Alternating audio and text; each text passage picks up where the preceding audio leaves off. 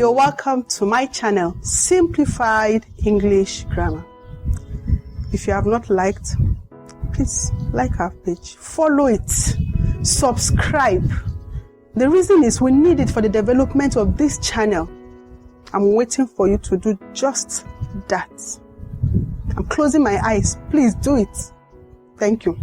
All right, today, as I said in our last episode, we'll be starting with another important part of speech. Pronoun. Pronoun. What is pronoun? What is pronoun? Right from your kindergarten days, you have always known that a pronoun is a word that can replace a noun, or a pronoun is a word used instead of a noun. I guess your teacher taught you. That definition is still very valid. But in other words, it can be a noun substitute.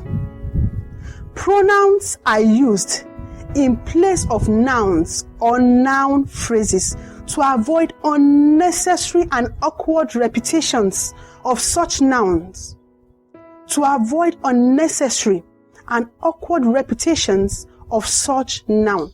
Let's take an example to see how pronoun functions. Let's take this short paragraph to see how awkward it looks when pronouns are not being used. Here we have Hanatu graduated from Command Children's School. Hanatu attended Command Day Secondary School. Hanatu did her tertiary education in University of Maiduguri. Hanatu is presently waiting to go for her youth service. You can see how awkward it looks without replacing the noun with the appropriate pronoun. And that can be done.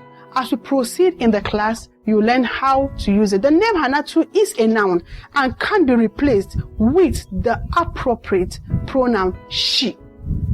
Some pronouns are used to refer to persons and things, and not to replace the names of persons and things. Are you confused? Don't be.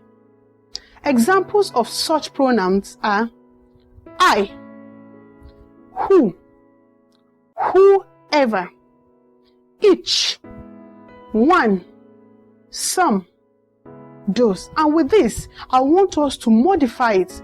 Don't just stick to the initial definition of a pronoun is a word used instead of a noun. You have just learnt that some pronouns are used to refer, not to replace. To refer. I'm stressing it. Not to replace. Please take notes. Let's continue. So, as I've mentioned earlier, the pronoun not only replaces a noun in a sentence, it also refers to a noun already mentioned. Two functions of a pronoun. Please take note. We are going to move on to talk about groups of pronouns. Groups of pronouns. 12 groups are identified. 12 groups are identified. Let's take them. These are the groups of pronouns. Personal pronoun, non-human pronoun, emphatic pronoun, possessive pronoun, reflective pronoun, demonstrative pronoun, distributive pronoun, relative pronoun, indefinite pronoun, interrogative pronoun, numerical pronoun, and lastly, reciprocal pronoun. We'll be taking them one after the other. In our next episode, we'll be talking about personal pronoun. Personal pronoun. Again, if you have not subscribed, please do well to subscribe. Follow us, like us, and even drop comments where you have questions. We'll attend to them in no distant time. Thank you very much for watching. See you in our next episode.